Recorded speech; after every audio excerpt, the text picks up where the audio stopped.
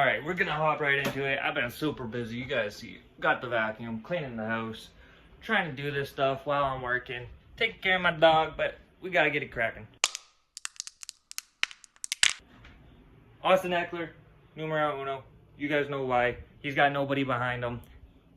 He's not gonna be on the team next year. They're gonna run him into the ground. So, because of that, he beats out CMC, Elijah Mitchell. It's just probably gonna take too much. They know what they got in CMC. They're going to try and keep him healthy. So, CMC, because of that, he goes to second. Next up, we got Saquon Barkley coming in at 3. He's most of the offense. I think Darren Waller is going to get a huge step up in the tight end rankings. You guys will see. I also have him ranked 3rd because Giants have no wide receivers that have stepped up to the plate to show that they're a true number 1. I believe Saquon's going to eat. Who's behind him in that backfield? I don't even know, so it don't matter. Next up, we got Jonathan Taylor. You know what it is. They got a new quarterback. That whole offense going to be busting. And I don't think he's going to be able to throw downfield too much. I think he's going to try and get those dump balls off. And you know who's going to reap those benefits. That's Jonathan Taylor. They'll be taking out the trash. Know what I'm saying? Know what I'm saying? Oh, yes, sir. Next up, we got Mr. Disrespected himself, Josh Jacobs. What are you guys? Man's finished as the number 3 running back in PPR and half PPR last season. Man's, aw, snap. We got the Thornies. All right. Aw, snap. 340 carries. Finishing 1st in standard for over 1,650 yards.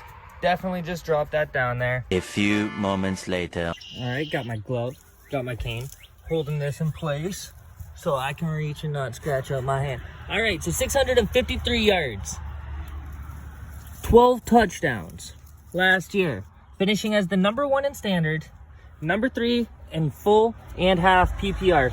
How is he being disrespected? He literally got a better quarterback. You know, obviously, no shade on Derek Carr. Derek Carr is a great quarterback, but I just believe in this offense, Jimmy Garoppolo is a better quarterback for Josh Jacobs. He's a better game manager, and I believe they'll be able to make that work. Anyways, not only did he manage 1,653 yards and 12 touchdowns, Mans also added an extra 400 yards with 53 receptions. Insane. You guys are going to take a rookie over that? Nah, no way, Jose. Josh Jacobs, 5th overall. Next up, we got Bijan Robinson. This is where he goes. He goes behind those 5. I see people putting him as high up as 1st. People are nuts. Above McCaffrey, you're just trying to get clicks. Okay, bud? Above Eckler, you're insane. Okay, bud? He ain't even going above Josh Jacobs. Y'all just forgetting what happened last year. Okay, Bijan Robinson, 6 overall. Next. We got J.K. Dobbins. You know what it is. Lamar, he ain't tossing shit. He's giving it to Dobbins. We got Flowers. We got OBJ. Bateman's coming back. Healthy. Buddy, you know what's going to happen? J.K. Dobbins going to eat up all those small targets because that box going to be open. Going to be wide. How wide that box going to be? Next up, we got that alleged dumbass Joe Mixon. I'm a Baltimore fan and a Cincy fan, and here they go, back to back. Whoop-de-doo, big surprise. Next up, we got Kenneth Walker III, running back for the Seattle Seahawks. You know what it is. They got Charbonnet, and I think that's a great addition to the team. You know what it's going to do? It's going to help run down that defense when Ken Walker needs a breather. They're going to run him up. You guys seen how he did last year. He didn't really play too much the first 4 games, so I'm not counting that. And he missed a game. Plus, he only had like 3 snaps in the game before he missed later on in the season. So that's like 6 games that he didn't even play. So in 2/3 of the season, finishing as the top, 15 running back with 2/3 of the season, give him a full season because he's going to be healthy, because they're going to be able to spell him because they have the depth now. All right. Also, Charbonnet is a great stash for later on in the rounds. But with JSN, the additions to the wide receivers, you're not going to be able to lock down that run game. Their defense is stepping up. Geno Smith is just living life right now with all these weapons. But he's looking like he's got the goddamn newt. All right? So, Kenneth Walker, he's going to round out top 9. Next up, we got Tony Pollard and Travis Etienne coming in at 10 and 11. Both kind of interchangeable. I like them as the main guys in their backfield. They're going to get that receiving work. Etienne, people are thinking Tank Bigsby. He's going to take a bite out of his workload. I don't think so. He'll get some work. Travis Etienne, though, has shown he can ball out. They'll do the same thing with Christian McCaffrey, I think. Try and spell him a little bit. Keep him healthy throughout the season. But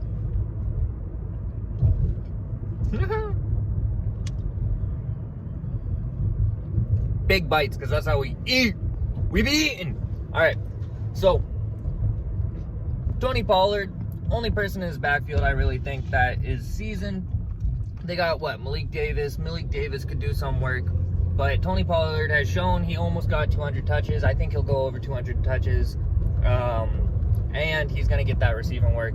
So, Tony Pollard, Travis Etienne, interchangeable at 10 and 11. Next up, we got Ramondre Stevenson. Now, this one was a tough one. Didn't quite know where I want to put him. Don't really know how I see the New England Patriots going off this season, but I do know they're limited in talent on that offense, but the talent they do have is pretty boss, and that's Ramondre Stevenson. So he's coming in at 12. Next up, better get your popcorn ready because it's about to be a show. Jahmyr Gibbs coming in at running back 13. Next up, at number 14, absolutely criminal, considering this man constantly is getting over 300 touches every season when he's playing a full season. But here's the thing, Derrick Henry coming in at number 14.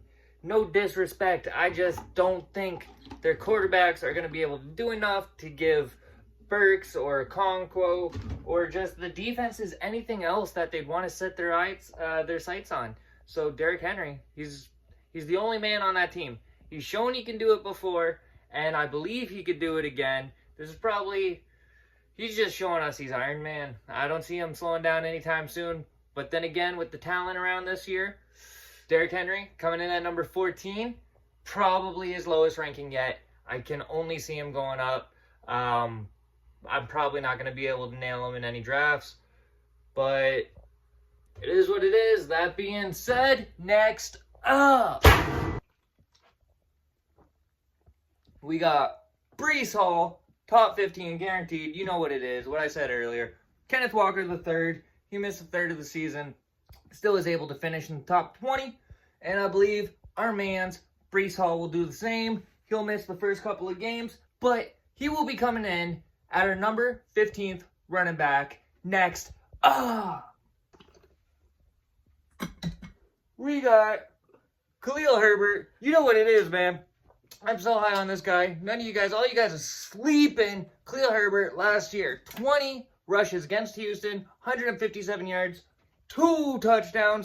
Every time last year, he touched the ball over 12 times. You know what it is. It is pure money, over 10 points in half PPR.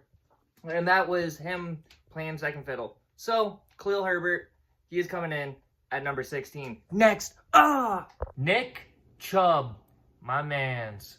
Cleveland Browns running back. Kareem Hunt no longer there, but he doesn't catch much. Let's see what happens this year. Next up. All right, next up, we're going to bang out a couple names real quick.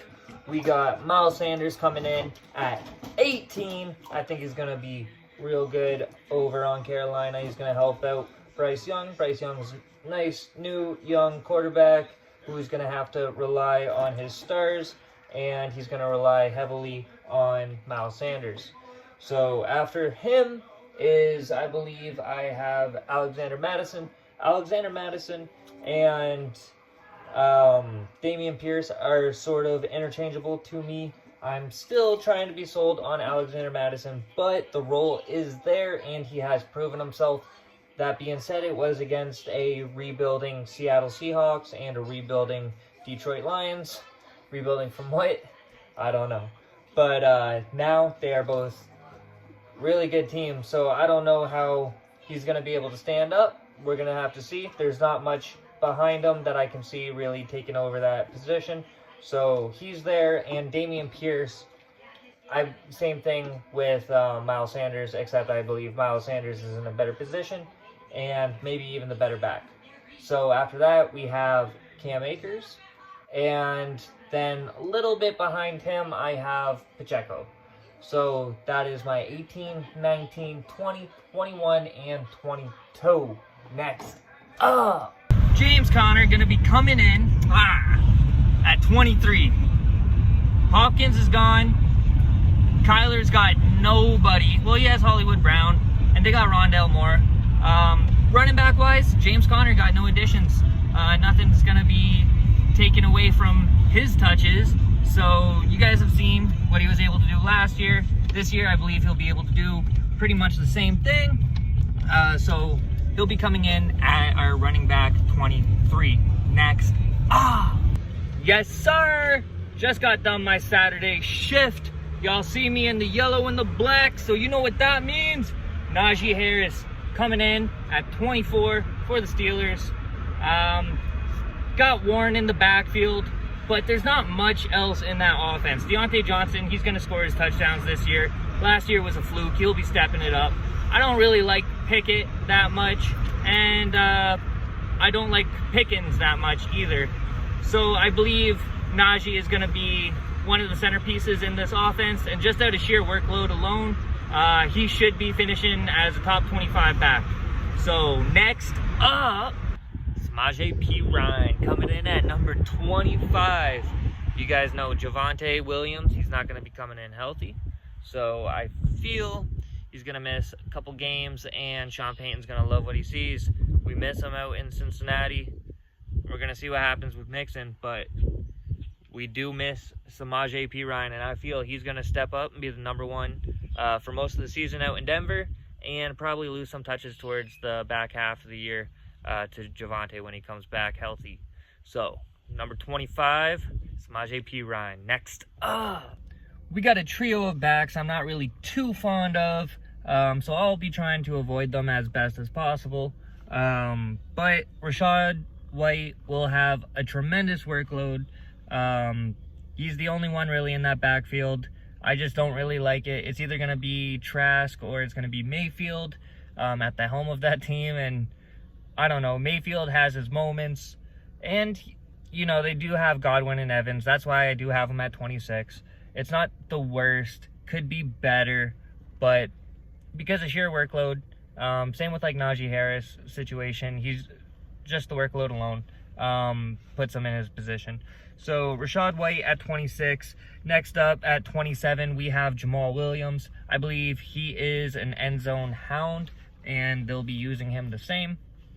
Kamara will be missing most likely at least 6 games, but he will be there for the rest of the season. He'll take some of that workload away from Jamal Williams, some of those scoring opportunities. That's why he's not higher. And I do like the rookie Miller that they drafted. I believe he will also get some touches as well, and we'll see how he progresses throughout the season. And next up at 28, we have Aaron Jones. I wish he could be higher, but due to the situation with Aaron Rodgers leaving, it's not like he has the same rapport with Love, and I believe Dylan will eat even more into his workload this year. So I have Aaron Jones down at 28. Next, At 29, we have DeAndre Swift, new running back for the Philadelphia Eagles. I think after a year in the system, next year he's going to be much higher. So in redraft, he's not going to be too high, but definitely in fantasy and stuff, I would definitely try and get him for the long run. I think Detroit just maybe wasn't the right scheme for him. And you never know, sometimes these running backs get their second win. He's still young, and with that offense, they're definitely going to have a ton of firepower. It's going to go around. He's not going to get too much work, but I feel that when he does see the ball, he's going to be able to do something with it and get some value with those touches. So sandwiching the next two, at 30, I have Gibson, and at 31, I have Brian Robinson. I have Gibson just a little bit above Brian Robinson because of how much they've been talking him up. He is going to get the receiving work, and J.D. McKissick is gone, so there is a huge void in the receiving targets. I think Jahan Dotson's definitely going to step up, and we don't know how much Sam Howell is going to be able to spread it around in that offense. What is it, year 2? We're going to see what he can really do. So that's why I don't have them ranked too much higher. And like I said, it was sandwich. It is a Philadelphia sandwich because I have Penny rounding out those three, coming in at 32. When he touches the ball and when he's healthy, he has been proven to be a top 5, top 10 back time and time again. He just doesn't stay healthy. So I feel when he does see the ball, when he does see the field, when he is healthy, he is going to be a fantasy monster, and he'll probably finish top 10, top 15, top 20 at least every time he sees 10 or more touches. And like I said, with this offense, there's so many weapons. The defenses that are facing this offense are going to have to watch out for, Hurts scrambling, the dump offs to Swift. They're going to be being run down with Penny and Gainwell and their other backs. Their wide receivers and A.J. Brown and Devontae Smith are unreal. But because of all those weapons, touches aren't going to be massive for the running backs. So I have them Swift at 29, Gibson at 30, Robinson at 31, and Penny at 32. Next up, coming in at 33, we got Elijah Mitchell. I think with the quarterback uncertainty, seeing as they're always going to be injured, seems like over in San Francisco, you got Purdy coming off of an injury, and then you also have Lance coming off of an injury. I believe either one of them will be focusing on the run game throughout that system, and they will not completely just rely on CMC. They're going to have to spell him, and I think Elijah Mitchell, because of that, he's shown he can do very well with his touches in fantasy and on the field in general. So Elijah Mitchell coming in at 33. Next up, we have David Montgomery. I believe he's going to get a decent workload with Jahmyr Gibbs, but they did pay up to go draft him in the 12th spot, and I think he is going to get most of the work. But I think David Montgomery is going to still be able to score quite a decent amount of touchdowns and get quite a bit of runs in that backfield, especially with them missing one of their top wide receivers for the first 6 games of the season. They might be relying a little bit more on their run game. That being said, both running backs are new to the system. So that's why David Montgomery is a lot lower on the list at 34. Next up, 35, we got Zach Charbonnet, and 36, we have Tyler Algier. Basically, both solid handcuffs, where Tyler Algier's case, he's already proven it. But with Charbonnet, I believe he has the talent to actually exceed what Tyler Algier did last year when he had Atlanta's backfield. Plus, Charbonnet would have the benefit of being in this Seattle offense, which is nuts. Should be insane this year. That's why I have Charbonnet at 35, and at 36, Tyler Algier. Solid handcuffs that can do a little bit on their own, and then if there's an injury to the RB1, you're laughing. You got a top 15 back. So 35 Charbonnet, 36 Algier. Next up, yes sir, at 37 we have a wild card, Devin A. Chain. You might be thinking crowded backfield. I'm not thinking that. Raheem Mostert, he's going to be great for his 2.5 games. Don't get me wrong. Jeff Wilson will be great for another solid 3 games. But even within those games that they're playing, they're going to be playing Devin A. Chain as much as possible. They're going to be trying to get him into the offense, make those huge plays. I could see him as another Tyreek Hill, Jalen Waddle, even Raheem Mostert, you know. They can make a huge 60-yard play and take it straight to the house. I think that that's what they're going to try and do with A-Chain. You know what? You know what it is? It's a green light on my man's Devin A-Chain at 37. Wild card. He going to take it for Miami as long as they don't go and get Dalvin Cook, okay? Speaking of, next up. Alright, that may have been a little bit of cap because Dalvin Cook is not next up unless he goes to Buffalo. Because I have at number 38 one of the Buffalo running backs. Take your pick. Either Latavius Murray actually comes in and gets the workload. He's been proven he can do it. He is 33. I don't know when he's turning 34, but either way, he is getting up there. And who are we talking about? Buffalo. James Cook. James Cook actually could be decent. He wasn't drafted too high, right? So the skill set could be beat out. If Dalvin Cook comes into town, I believe he's going to get that workload. And what he could do could definitely shoot him up the rankings. He won't be finishing at RB 38, okay? But who's to say Dalvin Cook goes there? Who's to say when your draft is? So at RB 38, let's say Dalvin Cook's still on the board, or whoever, you know, your Zeke Elliott, Leonard Fournette, Alvin Kamara. I don't care for any of them. We've seen what happened with Melvin Gordon. I feel like it's about that time where they're going downhill from now, and I don't want to be a part of that. So Buffalo backfield, if you want Latavius Murray, if you want James Cook, if they go and add another piece, who knows? That's what I got at 38. Next up, we're going to go to the same thing, Jets backfield. Because Breece Hall might be missing the first couple of games, that's why I have him lowered. Who knows if one of their backs, they do got, Bandicanda and Carter. They do have a couple of backs that you might actually want to snag at the end of your drafts just to see. They could be week 1 starters. So at number 38, I have the Buffalo backfield, and at number 39, I have the Jets backup running backs. Next up. Last but not least, but next up, number 40, Alvin Kamara. I don't want him. I don't want him on my team. You can say it's criminal having him, you know, this low on a list, and I would just say, well, isn't that ironic? Bonus names for the list, though. Tajay Spears, Derrick Henry's rookie replacement. We might, I don't know, we're all guessing. We assume so.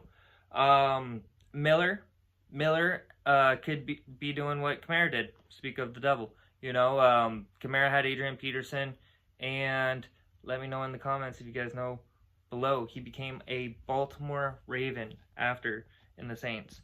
But I believe he was number 1 or number 2, and Adrian Peterson was just added to the team. And Kamara was just drafted, and I believe it was like week 3 or week 4. I know this because I dropped him in Dynasty the week before he blew up. And he blew up. I believe I can't even remember who I picked up the stash over him. I believe I dropped that player the next week, though. So that's a little fun fact. Also, who do we say? We said Spears as a bonus name, Miller as a bonus name. We have Brown, Cincinnati's running back. There's another bonus name. And we'll go Evans, Akers rookie backup. There's another bonus name. There's some rookies to stash. If you guys enjoyed, let me know. Also, there's obviously good players, you know, like Jerick McKinnon and stuff, who should have roles. Clyde Edwards-Helaire. They should have roles on their teams. But this is just my top 40 list as of today, whenever this is posted. And unless I updated and there's a new video, this is how I still feel. So let me know how you feel in the comments. I'll see you guys in the next one. Peace!